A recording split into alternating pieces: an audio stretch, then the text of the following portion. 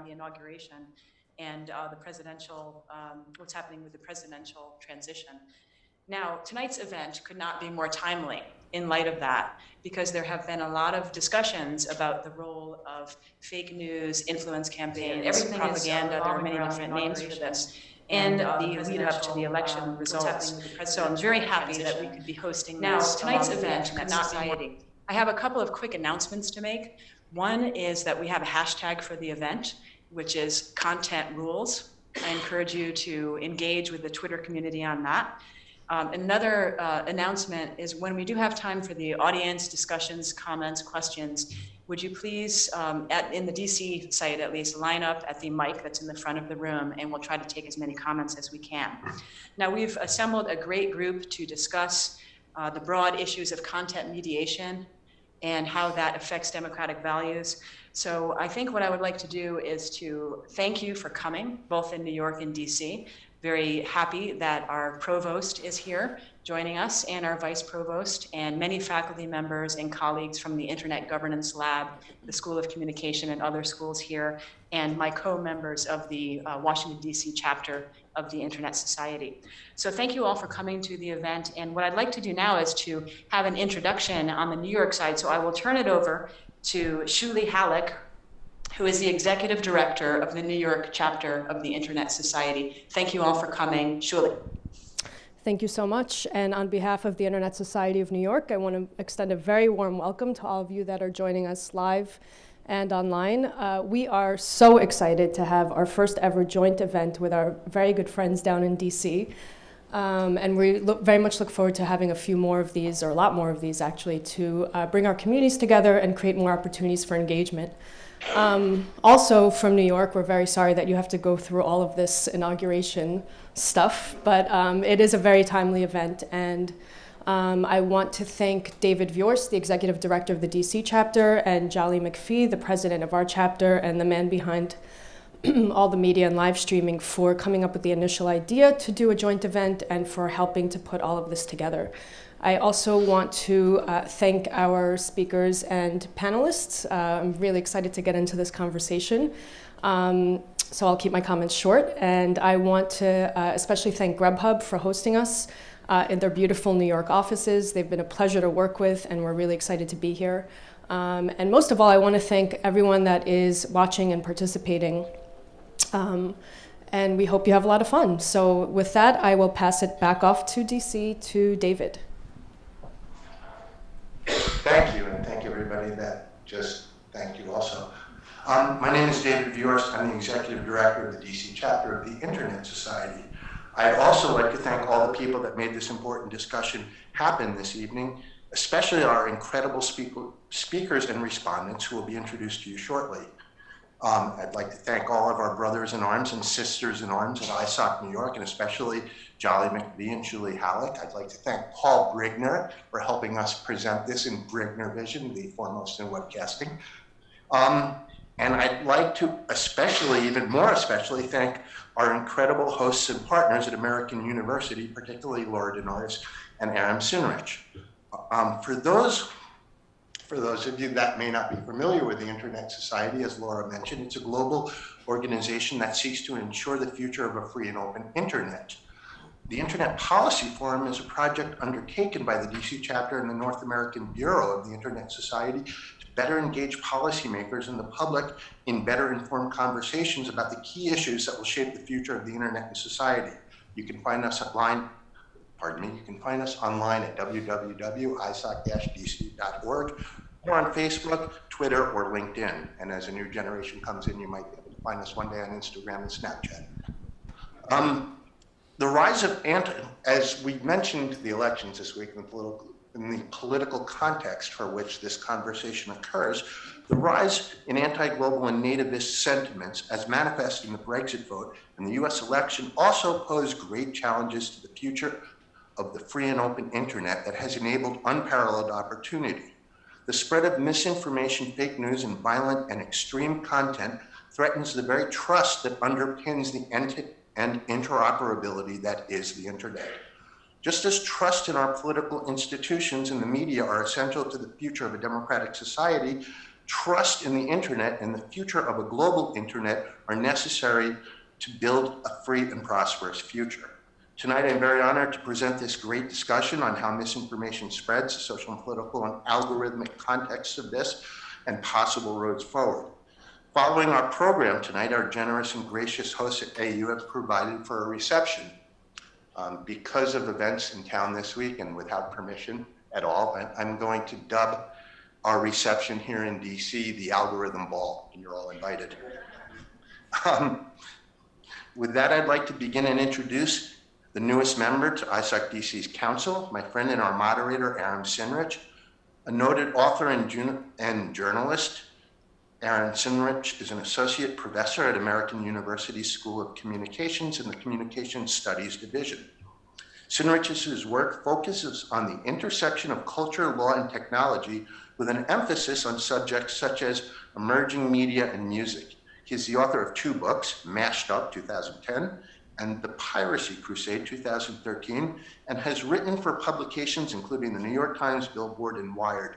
Prior to coming to AU, Sinnreich served as assistant professor at Rutgers University School of Communication and Information, director at Media Innovation at Lab OMB Ignition Factory, managing partner of media tech consultancy Radar Research, visiting professor at NYU Steinhardt, and senior analyst at Jupiter Research. He is also a bassist and composer and has played with groups and artists including the progressive soul collective Brave New Girl, dub and bass band Dubistry, and Aria, lead singer of The Slits.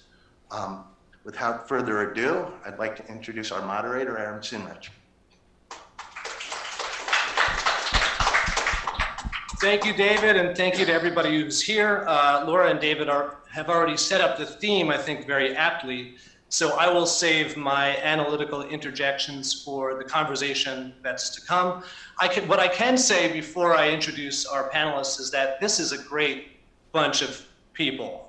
Some of my favorite media thinkers are going to be speaking tonight, and judging by the conversation that we had on the phone a couple of days ago when we were setting up this event, I know this is going to be a very riveting discussion, and I can't wait to be a part of it. So without further ado, let me read to you the bios of the people who are going to be talking tonight, and I think you'll agree with me, you couldn't ask for a more knowledgeable, ethical, and scintillating group of people to be discussing this topic of paramount import to our democracy going forward. We're going to be set up by Chuck Lewis, who's a faculty member here. He's a national investigative journalist, a former ABC News and 60 Minutes producer, best-selling author, which I can't claim to be, and founder of several nonprofit organizations, including the Investigative Reporting Workshop, and before that, the Center for Public Integrity and its international consortium of investigative journalists. Lewis began the center from his home and grew it to a full-time staff of 40 people. Under his leadership, the center published about 300 investigative reports, including 14 books between 1989 and 2004, and won more than 30 national journalism honors. His most recent book is 935 Lies, The Future of Truth, and the Decline of America's Moral Integrity, published in 2016, now sounds very prescient. Gilad Lotan, who's going to be our other keynoter from New York, is the head of data science at BuzzFeed. Previously, he was the chief data scientist at BetaWorks. He ran the data team at SocialFlow. He built data products at Microsoft and audience analytic tools at Endemol. His recent publications include Apps, Apple, and Algorithmic Glitches, a data-intensive breakdown of the iTunes top charts algorithm, and Social Networks and the Art of Personalizing Propaganda, an analysis of polarized media coverage within social network spaces. I've read that piece. It's absolutely brilliant. I assign it to students as an example of data analysis done right. I'm very excited to have him here. He's also on the Poynter Institute's National Advisory Board and the Columbia University Tao Center for Digital Journalism.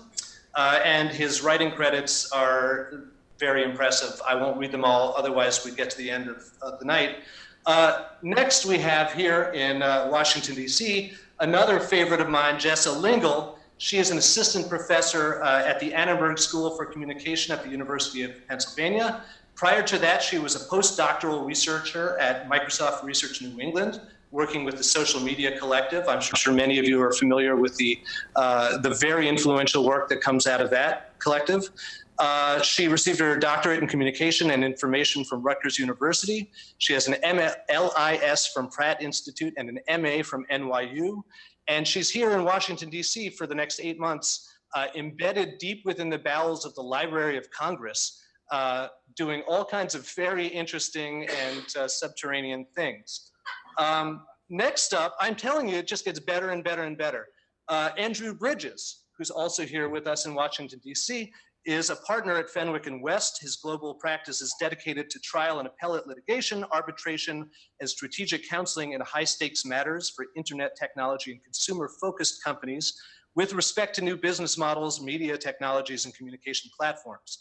Considered a thought leader, and well-deservedly so, on cutting-edge legal issues, he has 25 years of complex litigation experience in copyright, trademark, advertising, trade secret, consumer protection, unfair competition, licensing, and other commercial law disputes. In addition, Mr. Bridges is a strategic advisor to entrepreneurs and companies on their branding and trademark portfolios. He was named one of the top intellectual property attorneys by the Daily Journal in 2014, and if that weren't good enough, 2015. Flashing back to Washington, D.C., sitting in the middle there, you see Harry Brunius.